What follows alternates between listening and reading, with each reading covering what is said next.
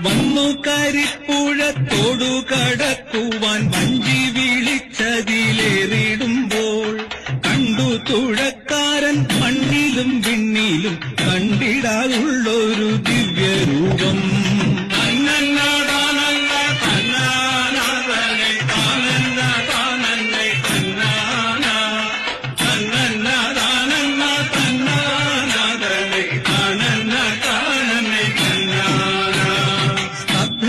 ചെല്ലിട നിന്നവനെങ്കിലും വഞ്ചിയിലക്കരെ കൊണ്ടുവിട്ടു. വിശ്രമിച്ചിടുവാനർദ്ധരാത്രിയിൽ വന്നു പുതുശ്ശേരിൽ ഏകയായി.